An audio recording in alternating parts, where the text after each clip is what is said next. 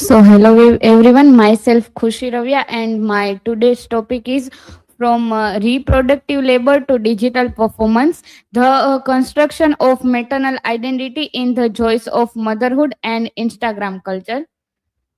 These are my personal information, a table of contents. Research question is, how is the maternal identity constructed in the joys of motherhood and Instagram culture, and how does it shift from reproductive labor under colonial patriarchy to digital performance under neoliberal capitalism? And hypothesis is, motherhood is not natural but socially constructed. In the joys of motherhood, maternal identity is defined by reproductive labor, sacrifice, and lineage.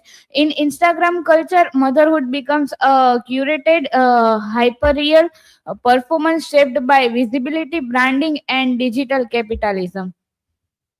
Introduction. Motherhood is often seen as a natural and selfless, yet feminist theory shows it is shaped by a system of power. In the joys of motherhood, Buchi Imichita presents Nuigo's life as defined by reproductive labor under colonial patriarchy. In contrast, Instagram constructs motherhood as a visible aesthetic performance. Drawing on Jean Baudrillard's idea of hyperreality, this study argues that motherhood shifts from material survival to digital simulation, yet remains controlled by dominated economic structures. Motherhood as an institution, from reproduction to digital control, is reach attempts to distinguish between two meanings of motherhood. One is superimposed on the other, the potential relationship of any woman to her powers of reproduction and to children, and the institution which aims at ensuring that that potential and all women shall remain under the male control. Here I put a table of Nuigo in the joys of motherhood and Instagram mother. Nuigo is controlled through fertility expectations, and Instagram mothers are controlled to aesthetic performance and expectations. And Nuigo's value is in number of children, and this mother's value is visibility and engagement. And Nuigo's of reproductive labor, and here Instagram mother is digital emotional labor. Womanism beyond Shakespeare's sister. We are not white, we are not Europeans, we are black like the Africans themselves. We are, and Africans will be working for a common goal, the uplift to black people everywhere.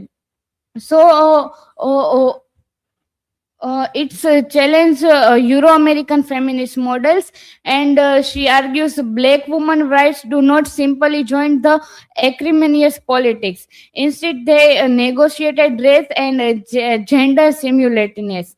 And African female identity is rooted in a communal survival, not just individual emancipation. Motherhood as a cultural construction, not naturally destiny. It is the time we stop sentimentalizing motherhood and take a hard look at how it functions in our culture and how it affects individual women, men, and children. So its challenge is a romantic myth of natural motherhood, and mother is shaped by economic and political system, and the stay at home is a traditional mother is historically recent, and culture expectation can become restrictive, even harmful.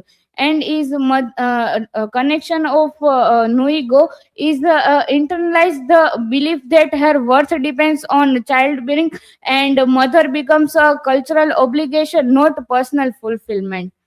Mother labor and capitalism. The traditional role is a recent phenomenon. Now she often has two full-time jobs, one at home and one away from home. So motherhood shift with economical demands like industrialism, war, capitalism, and women's unpaid reproductive labor sustains society. Even when women work, they remain primarily responsible for child care, and their ideology of good motherhood adapts to economic systems. And Nuigo performs reproductive labor to sustain lineage and patriarchy. And Instagram mothers performs emotionally and aesthetic labor for digital capitalism. In both cases, the motherhood is shaped by economic structures. The ideology of intensive mothering. The intensive mothering is child-centered, expert-guided, emotionally absorbing, labor-intense, and financially expensive. So, motherhood is socially constructed and it demands total emotional and physical investment, and the mother alone is held responsible, and the child becomes scared. Second, shift the dual burden of motherhood. The dual burden of paid and unpaid work experienced by working women. So even though women enter in workforce, they still perform most domestic labor, and mother are specially affected. Housework plus child care remains feminized. Digital motherhood and also and the surveillance culture.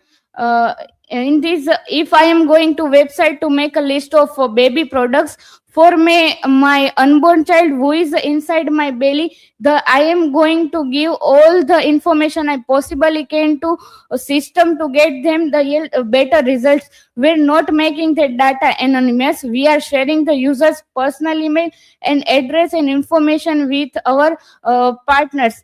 So it's commercially targeted, data driven, and algorithmically saved. So intensively mother and silencing maternal sufferings. So intensive mothering discourse create uninhabitable stances, including idealized notion of pregnancy as something for which good mothers would always grateful.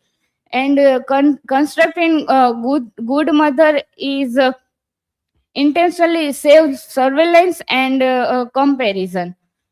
In the motherhood as a social construction in digital culture is the natural state of motherhood is unselfishness. When you become a mother, you are no longer the center of your own universe. You relinquish that position to your children. So, Jean Baudrillard's hyperreality is the generation by models of a reality without origin reality. So, hyperreality happens when the image replaces reality, and simulation feels more real than a lived experience. So, performative wellness and consumative motherhood. So, motherhood on social media is no longer presented primarily as lived experience, but as a mediated construct that is continuously produced through curated visual and textual performances. And in this, Stephen identified four discourse, and four other discourse becomes motherhood.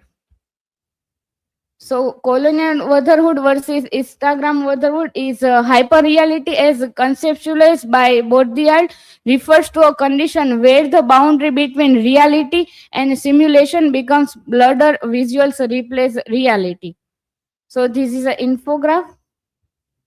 Conclusion: motherhood is not natural but socially constructed, and Nuigo's identity is shaped by reproductive labor. And Jean Baudrillard's idea of hyperreality transforms motherhood into a curated digital performance and driven by visibility and branding. Although the form changes from material survival to aesthetic simulation, material identity remains structured by system of power.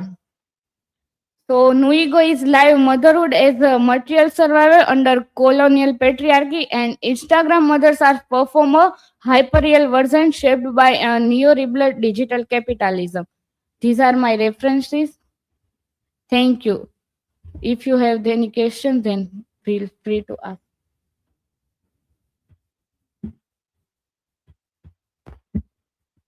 So my question is hyper reality dangerous for motherhood?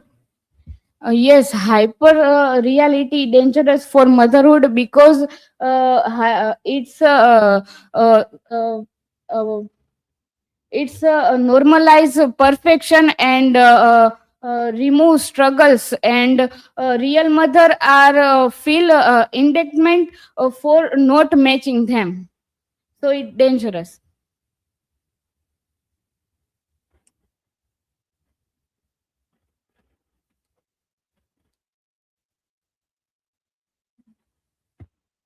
Kushi, my question is, if no ego had social media, would her life be different?